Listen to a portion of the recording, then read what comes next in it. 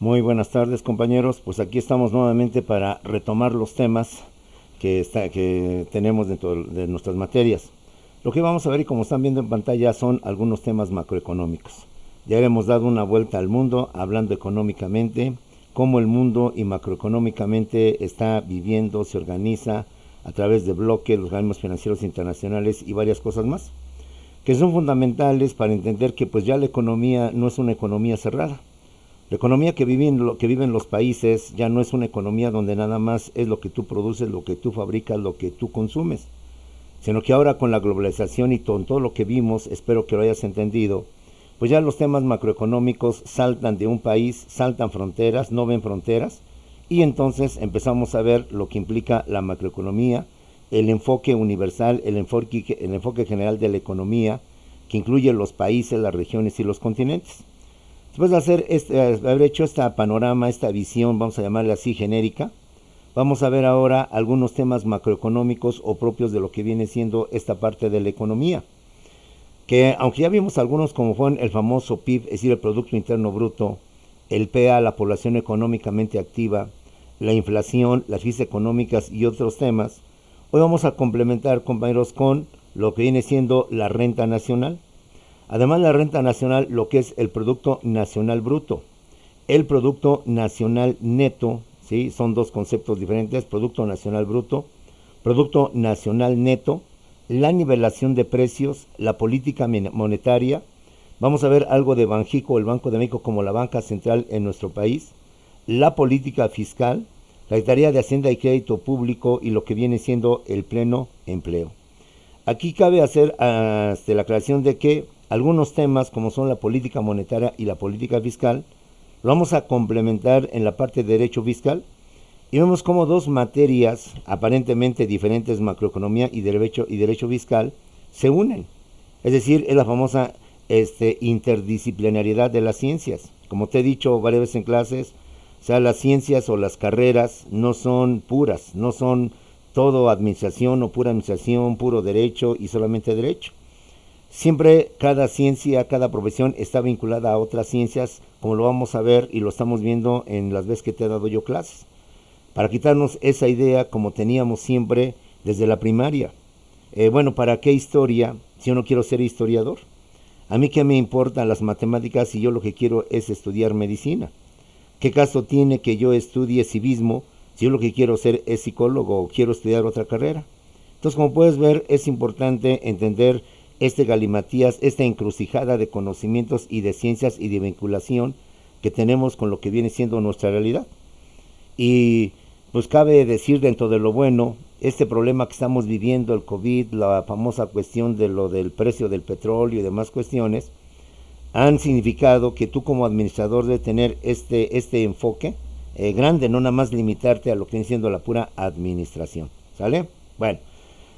Vuelvo a lo mismo, algunos de estos temas como son la política fiscal y lo que viene siendo la política monetaria, los vamos a complementar con lo que viene siendo derecho fiscal. Empecemos pues por el primer concepto de lo que viene siendo la renta nacional como un concepto netamente macroeconómico. La renta nacional se entiende como el total de los ingresos que perciben las personas integrantes de una nación. Es decir, todo lo que las personas que trabajan en un país producen, o sus ingresos, mejor dicho, eso es la renta nacional.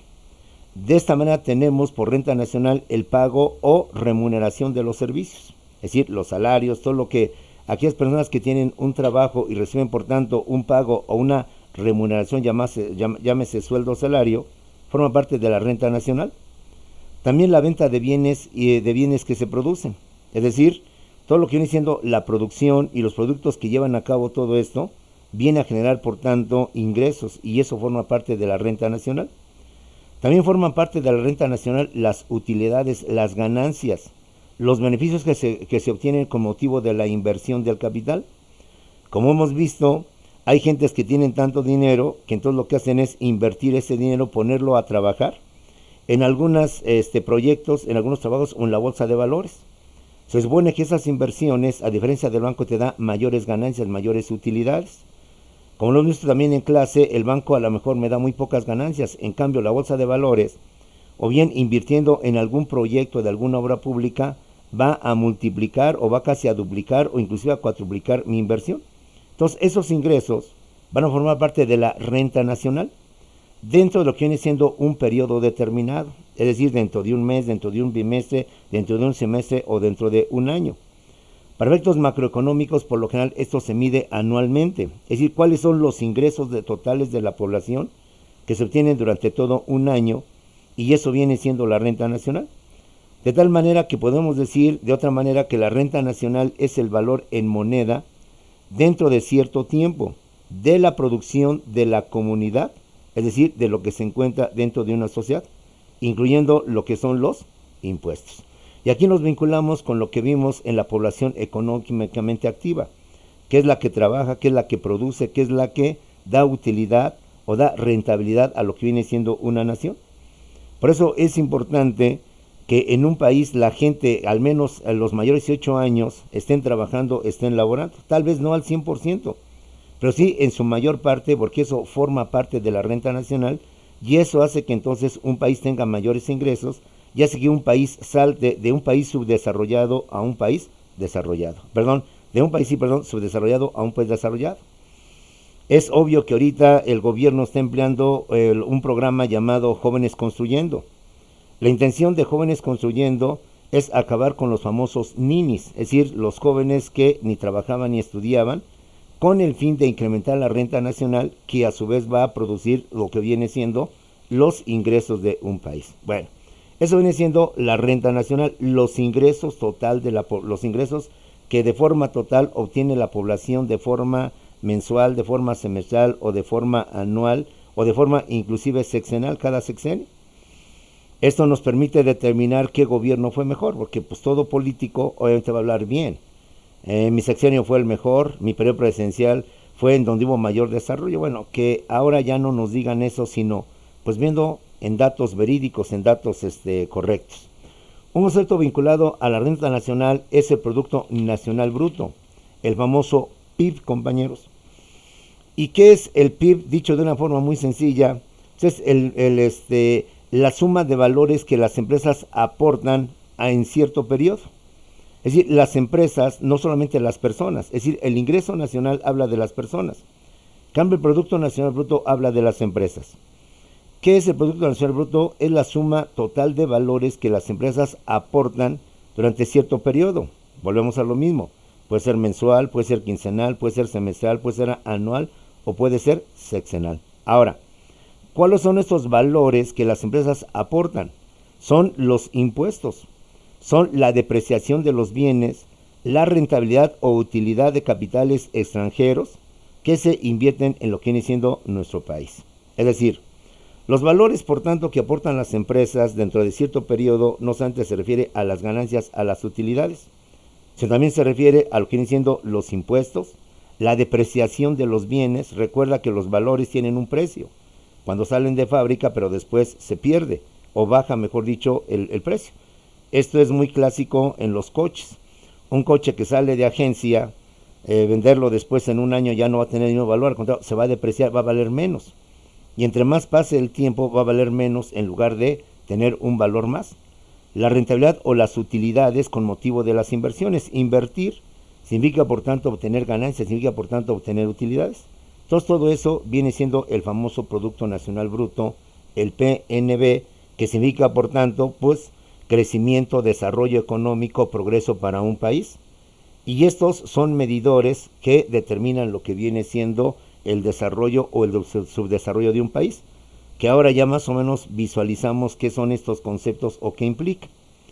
Vinculado con el Producto Nacional Bruto está el Producto Nacional Neto, el PNN. Vamos a decir que es el Producto Nacional Neto menos el Producto Nacional Bruto. Y me explico. ¿Qué es el Producto Nacional Neto? No es sino más que el mismo Producto Nacional Bruto, pero con la deducción de lo que son los impuestos, con la deducción de lo que es la depreciación y con la deducción de lo que son el pago por las inversiones extranjeras. Así como tienes una ganancia, pues también tienes que cubrir cierta cuota, cierto pago, cierto impuesto.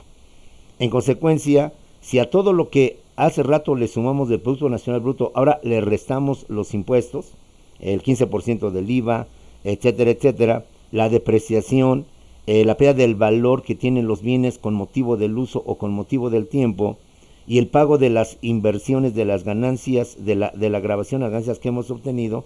De esta manera, por tanto, obtenemos el Producto Nacional Neto, ¿sí? El Producto Nacional Neto, de esta manera, el Estado interviene en la economía de los pueblos. ¿Cómo interviene el Estado en la economía de los pueblos? Pues aumentando la renta nacional, aumentando la renta personal, aumentando el Producto Nacional Bruto y el Producto Nacional Neto.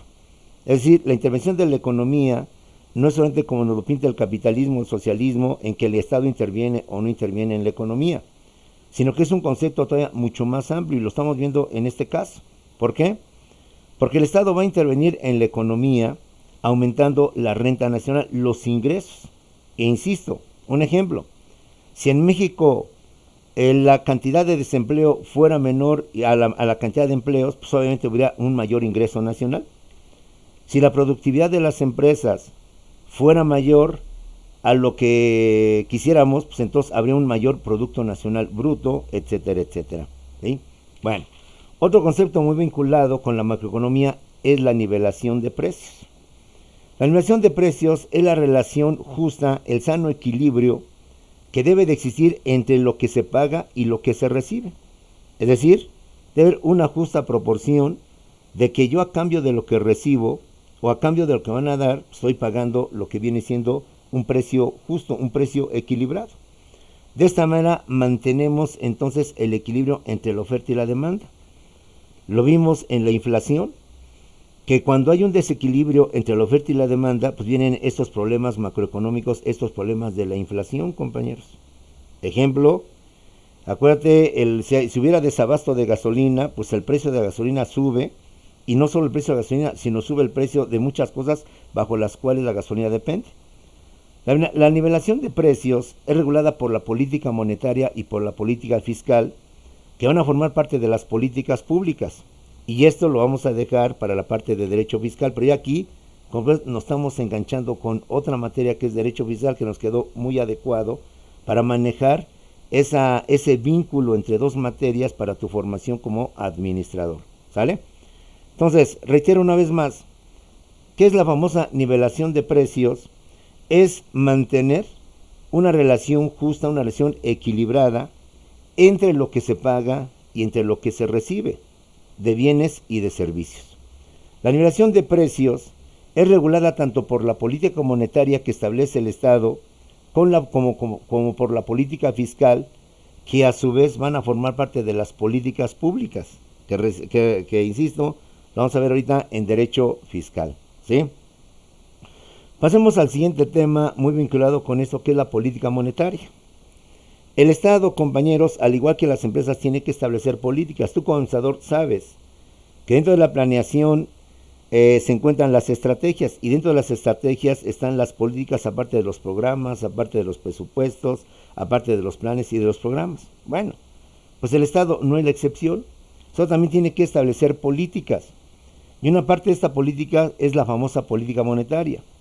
La política monetaria, es la que regula la nivelación de los precios. He ahí su importancia. Para que haya nivelación de precios y no desequilibrio entre la oferta y la demanda, tiene que haber una nivelación, o su medicina, por así decirlo, es la nivelación de precios. La nivelación de precios es normalizar el valor adquisitivo de la moneda. ¿Eso qué quiere decir? No solamente se trata de que haya un precio justo, un precio equilibrado entre lo que compras y entre lo que vendes, sino tratar de mantener el poder adquisitivo de la moneda, es decir, que no se devalúe. Cuando una moneda se devalúa, pierde su valor adquisitivo. No es lo mismo comprar con 100 pesos lo que un producto antes de que la moneda se devalúe. Porque lo que antes te costaba 100 pesos, ahora te va a costar 200 o quizás 300 pesos. Entonces la política monetaria tiene por objeto normalizar o tratar de mantener el valor del poder adquisitivo de la moneda. ¿Cómo?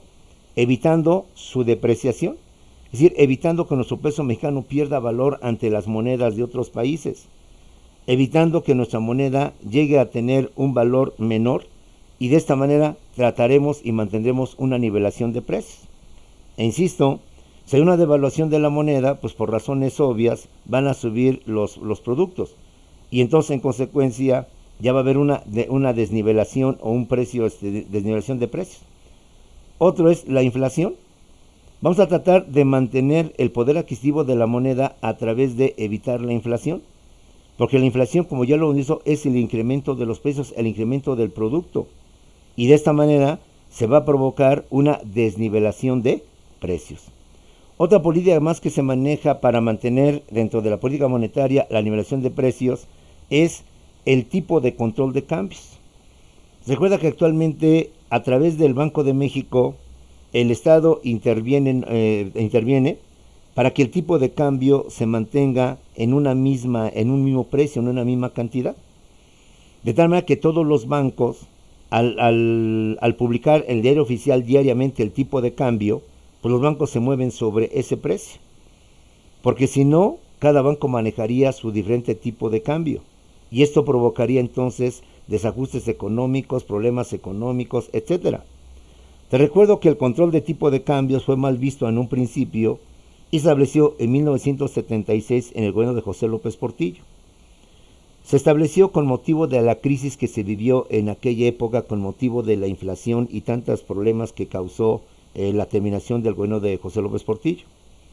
Para que lo entiendas un poquito más, José López Portillo nos gobernó de 1976 a 1982. Y toda su política pública, y aquí viene la parte que vuelvo a repetir, y perdón por ser insistente, los mexicanos con derecho fiscal, toda su política se basó en el petróleo. Porque en aquel tiempo, en los años 70, finales, principios de los 80, el petróleo alcanzó un precio histórico, más de $100 por barril de petróleo. Para colmo de buenas, nuestro país es inmensamente rico porque se descubren grandes yacimientos petrolíferos en la costa del Golfo.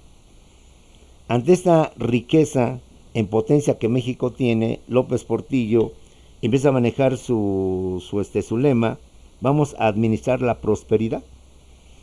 De esta manera, como puedes ver, durante una buena parte de su sexenio se mantuvo finanzas altas, muchos ingresos obtuvo el gobierno, mucho dinero se tuvo a disposición por parte del gobierno, pero al final de su gobierno, y aquí viene un problema que hay que analizarlo con futuro administrador, bajan los precios del petróleo. Bajan los precios del petróleo y por tanto el gobierno deja de percibir ingresos públicos elevados o altos. Eso va a provocar una crisis económica porque dependíamos al 100% del petróleo. Como una forma para evitar mayores devaluaciones de la moneda, para evitar, como dijo López Portillo en su momento, la fuga de capitales y evitar que el dólar siguiera cotizando demasiado alto, el gobierno interviene para llevar a cabo el tipo de control de cambios. De tal suerte que el gobierno, como tú lo has visto y desde que te conozco lo hemos ido manejando, vamos viendo cómo a través del Banco de México, el Banco de México mejor dicho, te va fijando cómo se cotiza en ventanilla de los bancos el dólar con respecto a la moneda mexicana. Y evitar, por tanto, con esto la especulación para que cada banco, pues con el afán de incrementar quizás ganancias, pues sabes que yo acá el dólar te lo compro a 25 pesos, ya te lo compran en 22, yo acá te doy 3 pesos más, yo acá te lo vendo a 27, etcétera, etcétera. Es la verdad del control de tipo de cambios que se estableció y como parte de la política monetaria para mantener justamente lo que viene siendo el famoso nivel de precios. ¿Sale? Otro aspecto importante de esto es lo que viene siendo la política fiscal, que en su momento oportuno en derecho fiscal vamos a hablar. ¿Por qué?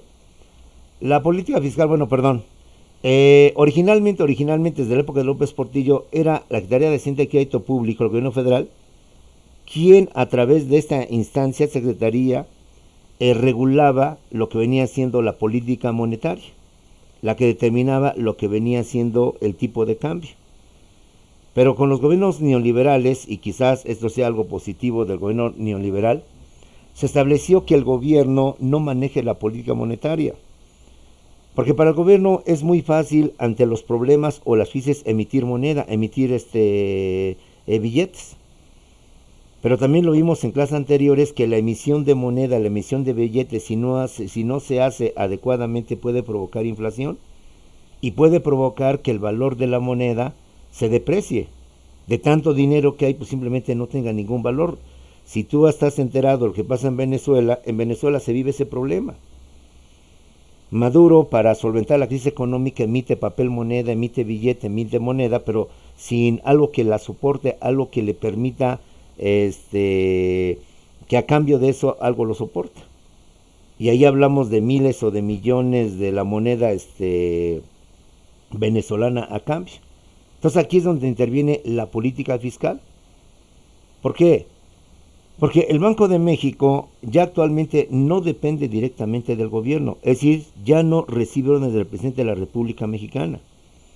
Anteriormente el presidente dirigía al Banco de México y la intención de las políticas neoliberales, que hay que reconocerlo, pero no todo es malo en esta vida, es hacer que el Banco de México, como otras instancias como la Comisión Nacional de Derechos Humanos, como la Fiscalía General de la República, sean independientes y autónomas, que no reciban instrucciones del presidente, que no estén al tanto de lo que el presidente les dicta o les menciona, sino que ellos manejen propiamente sus políticas, su trabajo, sus actividades. De esta manera, el Banco de México obtiene su autonomía, su independencia del Poder Ejecutivo. Y el Banco de México actualmente es el que lleva toda la política monetaria del país. Es el que establece cuánto dinero se expide, cuántas monedas o billetes ponemos en circulación, para evitar justamente la inflación, para evitar la devaluación y evitar las famosas crisis económicas. ¿Por qué? Porque ahora lo mismo, en los tiempos de Echeverría, de López Portillo y otros presidentes, cuando había un problema económico de inflación o de devaluación o de depresión de la moneda, pues inmediatamente ¿qué hacían? Pues mandaban imprimir más dinero, más billetes. Pero esto, en lugar de ayudar, hacía que entonces se devaluara más la moneda. Recuerda también otras tasas anteriores que hemos tenido. En tiempos modernos, en tiempos de lo que viene siendo el Renacimiento, lo que viene siendo la Ilustración, los siglos XVI, XVII y XVIII, lo que permitía que un país fuera poderoso era el acaparamiento de los metales preciosos, el oro y la plata. Entre más oro y plata acumulara un país, pues mayor era su riqueza y mayor era su progreso, y de esa manera se medía el progreso de un país, de una nación. España y Portugal, cuando descubren América y llevan todo el oro, o gran parte del oro del continente americano, se convierte en la primera potencia mundial. Con el tiempo viene la fisiocracia o los fisiócratas. Lo que vimos al principio son los mercantilistas, que sostienen que la riqueza o el desarrollo, ahora en términos modernos, el desarrollo de un país está en la acumulación de oro y plata. Vienen los fisiócratas de Francia y ellos nos dicen que no, que la verdadera riqueza de las naciones está en la agricultura, en el campo, porque entre un país más campo tenga, más produce insumos, y entre más insumos produce, en consecuencia, más es rico o tiene un mayor desarrollo. De esta manera cambian las cosas, pero viene después el famoso liberalismo económico, con Adam Smith, donde nos hace ver que realmente la riqueza de las naciones es el trabajo y es lo que viene siendo pues la producción. Y de esta manera la producción es lo que sostiene ahora a lo que viene siendo la economía de lo que son los países. Y detrás de la producción se encuentra, por tanto, la emisión de las monedas. ¿Qué es lo que garantiza que un país emita billetes, o con qué el gobierno garantiza que ese billete de 100, de 200, de 500 tenga ese valor? Precisamente lo que hemos visto anteriormente, todo lo que es el Producto Interno Bruto, el Producto Nacional Neto, lo que son los ingresos nacionales, que permiten que una moneda sea fuerte, que una moneda tenga por tanto cierto valor su economía. Y para poder mantener este sano equilibrio, el Banco de México es el que lleva esta actividad, completamente ajeno al presidente, para que el presidente pues no cometa los errores que llegaron a cometerse en lo que viene siendo el anterior. De esta manera, compañeros, la política fiscal, que es otro de los temas importantes, trata de regular la nivelación de precios, pero a través de los impuestos. Es decir, la política monetaria también trata de regular los precios. Y junto con la política monetaria, la política fiscal también regula la nivelación de los precios. Es decir, lo que viene siendo la famosa oferta y la demanda, en donde lo hace a través de los impuestos.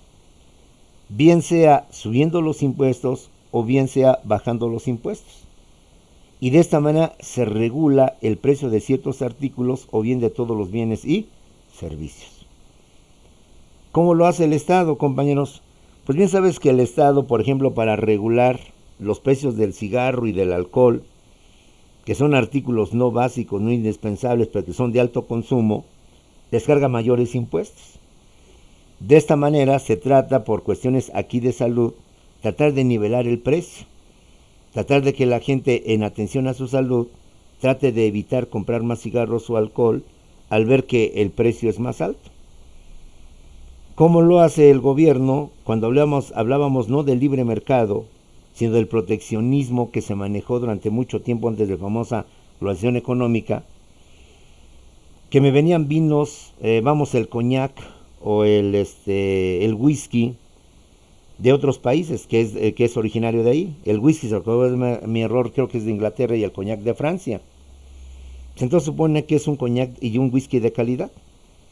Y aunque en México también podíamos producir whisky y coñac, pues obviamente no es la misma calidad, es tanto como el tequila de México y el tequila de Japón o el tequila de otro país.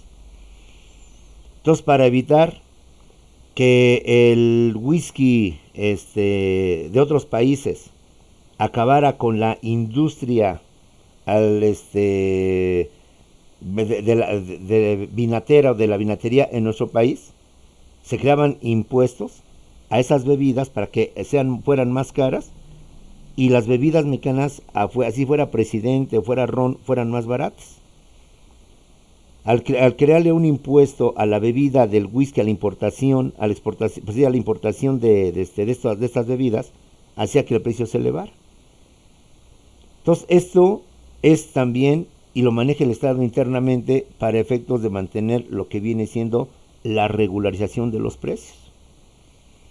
Un ejemplo lo estamos viendo actualmente, compañeros.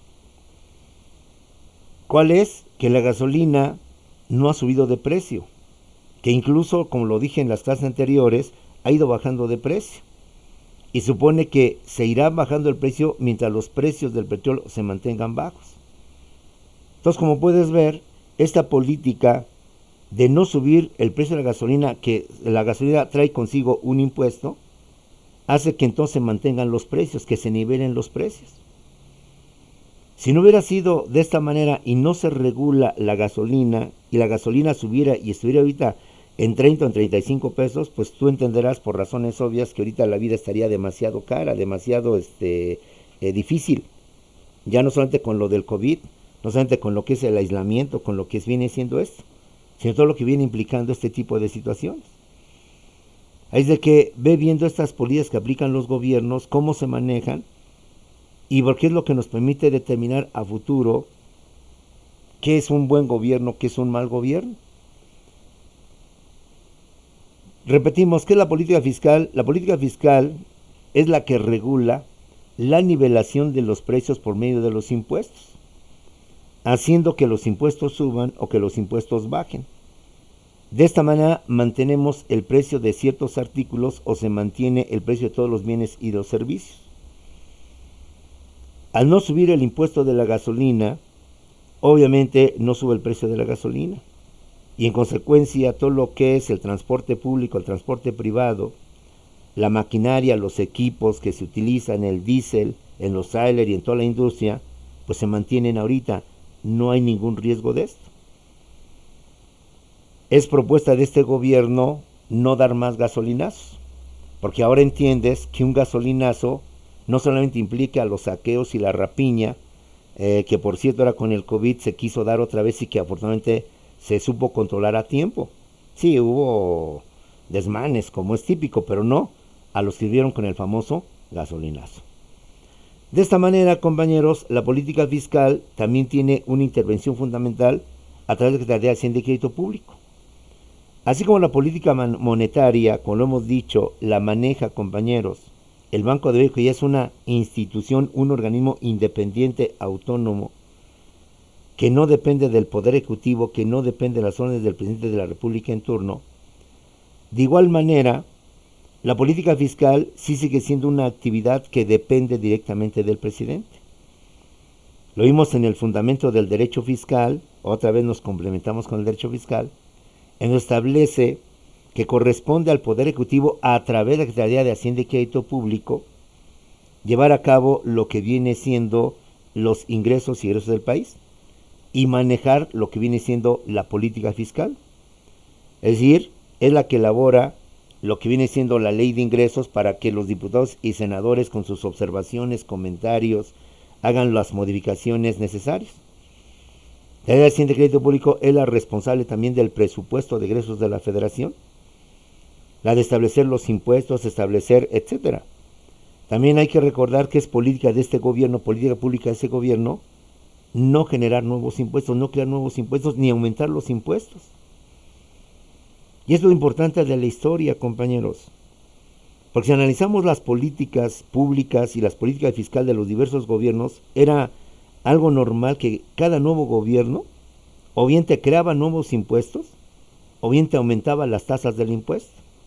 Que el IVA ya no es del 10%, es ahora del 12%, que no es del 12%, es del 15%.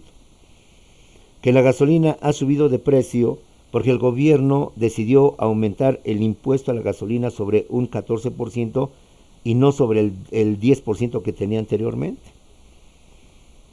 De esta manera, como puedes ver, las políticas monetarias y la política fiscal, que forman parte de las políticas públicas, están íntimamente ligadas con una finalidad común, que es mantener el equilibrio económico de la nación como base del bienestar social.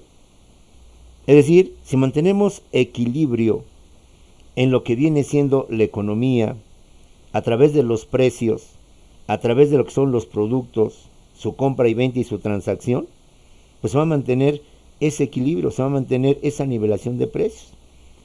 Y esto va a provocar, por tanto, que haya bienestar social, que por tanto se mantenga este tipo de situaciones. Ahorita, con motivo del COVID, ya estaba mucha gente tentada a aumentar. De hecho, estuvo aumentando el precio de la tortilla. Si fuiste acuicioso en las noticias y dices cuenta, luego es donde la tortilla estaba llegando a 20 pesos. Tuvo que intervenir el Estado, en este caso a través de la Profeco, la Procuraduría Federal del Consumidor, para multar a todas aquellas tortillerías que estaban incrementando el precio para mantenerlo. Ahorita, como tú lo has visto, se ha mantenido, al menos en la Ciudad de México y en muchas partes, salvo en el Estado de México, el no aumento al transporte público. ¿Por qué? Porque ahorita los concesionarios de transporte público no tienen un pretexto o una razón para incrementar su pasaje. Si la gasolina está bajando de precio o bajó de precio, pues entonces no hay por qué ahorita subirle. Ahorita el transportista, pues podríamos decir, está haciendo su agosto, parte de su agosto, al pagar por la gasolina ya no los 20 pesos, sino los 15 o los 16 o los 17, que tal vez, si es bueno, 2 pesitos, bueno, sí, pero ellos no consumen 1 litro o 2 litros de gasolina. Yo he escuchado luego lo que le ponen, ¿sabes qué? Échale 500, échale 600 de gasolina. En fin, todo esto, si se logra mantener y se logra obtener, se va a mantener, por tanto, el bienestar social. Por eso no nos extrañe que uno de los lemas de este gobierno es el gobierno del bienestar social, el gobierno de tratar de dar todo esto. Esos proyectos que hemos escuchado, que te he dicho, de Construyendo Jóvenes o Sembrando Vida es crear empleos en el campo. Al generar empleos en el campo, aumentan los ingresos, aumenta la población económicamente activa. Al incrementar la población económicamente activa, incrementa, por tanto, los ingresos nacionales. Y al incrementar los ingresos nacionales, junto con el Producto Interno Bruto, el Producto Interno Nacional, entonces, como puedes ver, la economía llega a tener un mayor desarrollo y pasamos de un crecimiento económico a un desarrollo económico. Y de un crecimiento económico a un desarrollo económico pasamos a un país a un país desarrollado, a un país como le llaman de primer mundo. Y como puedes ver, pues todo está vinculado, todo está íntimamente relacionado. Todos los temas o asuntos van vinculados. Y eso es insisto, lo importante de, pues, no ser todólogos, porque no es la idea, sino ser expertos en todo lo vinculado con tu profesión, no solamente de tu profesión, sino dentro de tu profesión. En el caso, la economía, el derecho fiscal y muchas cosas más. Bueno, otro concepto muy vinculado con la macroeconomía es el famoso pleno empleo, compañeros. ¿Qué es el famoso pleno empleo? El pleno empleo es una parte de la política fiscal que tiene por objeto que tengan ocupación, que tengan trabajo, todas aquellas personas que puedan laborar con eficiencia, dándoles el Estado la oportunidad de trabajar cuando lo soliciten. ¿Sí? Aguas, ¿eh? Porque pleno empleo no significa que todos los ciudadanos de un país tienen un trabajo. Porque inclusive en las grandes potencias pues esto resulta imposible, pero al menos se tenga muy poco déficit de desempleo y de subempleo. Si algo distingue a las economías subdesarrolladas, como lo vimos en clase anterior, compañeros, es el alto índice de subempleo y de desempleo que existe. Si Estados Unidos, Japón, Alemania son países desarrollados porque su nivel de desempleo es bajo, lo cual no significa que no tengan empleo. Otra vez, si usted fue acuicioso y está al tanto de las noticias, con motivo de lo que está viviendo Nueva York y Nueva Jersey, con los nuevos centros del desarrollo del COVID-19, allá existe el famoso seguro de desempleo, cosa que en México no tenemos. Y no recuerdo cuántos eran los miles de estadounidenses que estaban solicitando el famoso seguro del desempleo. Y este seguro de desempleo lo tienen en esos países precisamente para poder evitar los altos índices de desempleo y de subempleo. Entonces, ¿qué es el pleno empleo? Vuelvo a repetir, forma parte de la política fiscal y tiene por objeto que las personas aptas o capacidades en nuestro país, sería mayores de 17 años, tengan una ocupación, tengan un trabajo, debiendo el Estado darles la oportunidad de trabajar cuando así lo solicite. Es una función del Estado, es una obligación del Estado dar empleo, dar trabajos. Es una norma también de intervenir en la economía. De esta manera, no es necesario que para alcanzar el pleno empleo, todas las personas que integran una nación tengan trabajo. Repito, ni en las grandes potencias se da esta situación, ni en las grandes potencias se llega a dar este fenómeno. Difícil. Lo que se trata de evitar para el pleno empleo es bajar los índices de desempleo y los índices de subempleo. Si en México ha crecido el comercio informal, es decir, los tianguis, los puertos ambulantes, como se le quiere llamar, compañeros, es justamente por eso. Por la falta de oportunidades, uno, y dos, por los bajos salarios y los bajos montos que se establecen en nuestro país. Ya también hemos platicado. Entonces, como puedes ver, son problemas muy complejos que no solamente hay que verlos en lo individual, o sea, separados, independientes, ¿no? Hay que verlos en su conjunto, en su extensión. Y no solamente limitarme como lo hicimos en primaria, o en secundaria, en preparatoria.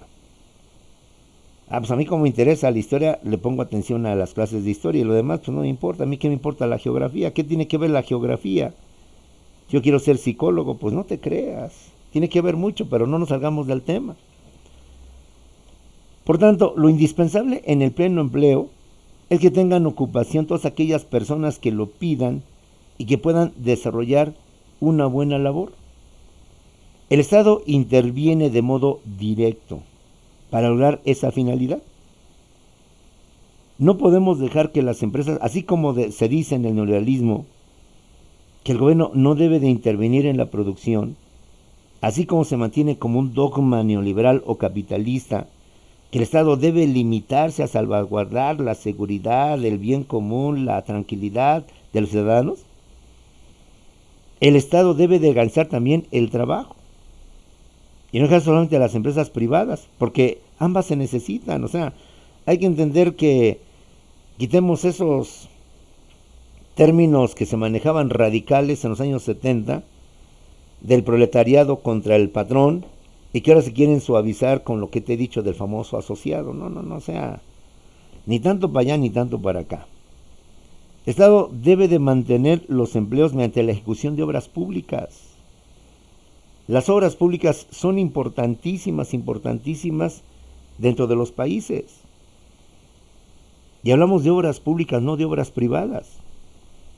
Y las obras públicas generan mucho empleo, mucho trabajo, generan riqueza, generan ingresos. Ya hablaremos en derecho fiscal. Por ejemplo, la refinería de Dos Bocas, viendo desde el punto de vista económico, ¿qué está generando? Está generando mucho empleo. Y como dicen en términos macroeconómicos, empleos directos y empleos indirectos. Empleo indirecto, los albañiles, los obreros, los técnicos que están ahí trabajando, haciendo mezcla, levantando los pilares de la nave, haciendo tantas cosas, de la nave industrial obviamente. Los que están contratados bajo un régimen salarial, bajo un régimen de trabajo, con una jornada de trabajo, con ciertos días de trabajo y con funciones bien determinadas, bien específicas. Pero de forma paralela a ese conglomerado de personas, 100, 200, 500, ahí sí, discúlpame, no te voy a dar la cantidad, cuántos empleos está generando ahorita la construcción de la refinería de Dos Bocas, te genera empleos indirectos. ¿Por qué? Porque va a haber gente que vea la oportunidad de poner una tienda, porque esa gente va a necesitar, pues desde lo típico, un refresco, un agua, hasta unas donas, unas mantecadas, unos churrumais, unos fritos. Entonces ahí viene el empleo indirecto que genera esa obra pública, ¿sí?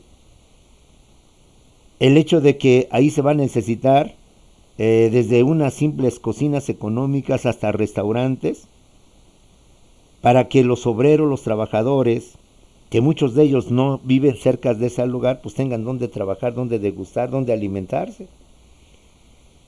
Hasta generar inclusive también pues los bares, las cantinas, típico fin de semana, sin ofenderme ni hablar mal del obrero, mis respetos, al contrario, mi admiración para ellos. Pues después de una labor exhausta, pues no queda por demás unas copitas, unos alcoholitos ahí, alguna cantinita, y porque en una variedad, etcétera, etcétera, ¿sí? Los servicios que implicaría este tipo de magnas obras, de obras públicas. Entonces, como puedes ver, la intervención del Estado dentro de lo que viene siendo la economía tampoco es tan negativo, tampoco hay que hacerle tanto el fuchi. El Estado mucho tiene que ver en el pleno empleo. Es su responsabilidad que al menos las personas, compañeros, que se encuentran en esta situación puedan tener esta oportunidad. Y si a veces el sector privado no lo puede hacer, pues entonces está el sector público. Y viceversa. Sector público no puede satisfacer o dar algo, está el sector privado. Y si no están los dos, ya tenemos un ejemplo muy claro, no tanto en cuanto a la producción, pero sí en cuanto a los servicios. El día de ayer se firmó un convenio entre los hospitales, de varios hospitales privados de todas las entidades federativas y el gobierno federal, para que en caso necesario los hospitales privados pusieran parte de su infraestructura al servicio del Estado para poder atender la fuerte demanda de pacientes con motivo del COVID, que Dios quiera que no, ¿verdad? Pero acuérdate que estamos por entrar a los días más aciagos y más difíciles del coronavirus. Y que como todo buen administrador, el ejecutivo, sea quien sea, ya está previendo o previniendo, como lo manejan los cánones de la administración, y anticipándose a los hechos. Y eso es justamente administración. Y es justamente lo que es un ejecutivo. El ejecutivo no es más que el administrador, no es sino más que el director de una gran empresa llamado Estados Unidos Mexicanos o República Mexicana. En este gobierno, que lo vamos a ahondar ahorita en derecho fiscal, y en todos los gobiernos, hablemos de Peña Nieto, pues. Peña Nieto, por ejemplo, entre sus obras públicas magnas, estaba el famoso Aeropuerto Internacional de Texcoco. Esa obra, sin analizar desde otro punto de vista, pues también generó una gran cantidad de empleos. Y cuando se canceló, recuerdo que Televisa y TV Azteca entrevistaron a muchos ingenieros, arquitectos, técnicos de esa obra, que quedaron sin trabajo. Pero a su vez, cuando se ordenó el aeropuerto en la base de Santa Lucía, el aeropuerto Felipe Ángeles, pues ahora ese trabajo se trasladó para este otro tipo de zonas. La obra pública tiene por objeto garantizar por medio del Estado que la población, o al menos la población apta para ello en nuestro país serían los mayores de 18 años, los de mayoría de edad, puedan tener acceso a un trabajo, a un empleo, evitando el desempleo, evitando actividades ilícitas como son el narcotráfico, como son los secuestros. Quizás hoy le demos un poco de razón, aunque no lo quieras ver tú de esa manera, a las políticas a las políticas públicas que están implantando en este gobierno, ¿sí? El narcotráfico y todo lo que es la delincuencia organizada no se hizo de un día para otro. Es obvio que indirectamente o inconscientemente, al no generar empleos, al no mantener una política fiscal sana, al no mantener una nivelación de precios, al tratar de impedir gasolinazos y otras cosas que hemos visto, pues se dio la opción o la alternativa de generar este tipo de situaciones como los ninis, jóvenes sin oportunidades ni de trabajar ni de estudiar. Te recuerdo que la UNAM año con año rechaza más de 100,000 jóvenes y el Poli rechaza más de 50,000. Independientemente de otros factores, algo que también hay que tomar en cuenta es ¿por qué? Porque el Estado tiene años, al menos que yo sepa, desde los años 70, 76, con Luis Echeverría Álvarez, que no se construye más planteles públicos, más planteles de la UNAM o del Politécnico. Entonces, esta falta de obras públicas, esta falta de obras para el bienestar de la población, que no solamente implican trabajo y empleo, sino que generan oportunidades de educación y demás situaciones, hizo pues, que muchos jóvenes, al no tener la oportunidad de estudiar, y menos de trabajar, o de trabajar que con salarios raquíticos o mínimos, los enganchadores de la delincuencia pues te ofrecieran, y que mucha gente cayó en esa situación. Trabajar en un empleo donde voy a ganar 500,000 pesos a la semana, a un empleo que de un solo golpe o de una sola actividad ilícita pueda obtener inclusive 3,000 o 4,000 pesos, pues son cosas que hay que visualizar y hay que entender. Los programas que se establecen, compañeros, en los diversos gobiernos, Prospera, me viene ahorita aquí a la mente, los programas de otros gobiernos que se han ido creando, son con el fin de combatir y de evitar esa desigualdad. Y los problemas macroeconómicos, junto con las políticas que los gobiernos establecen, tienen por finalidad eso.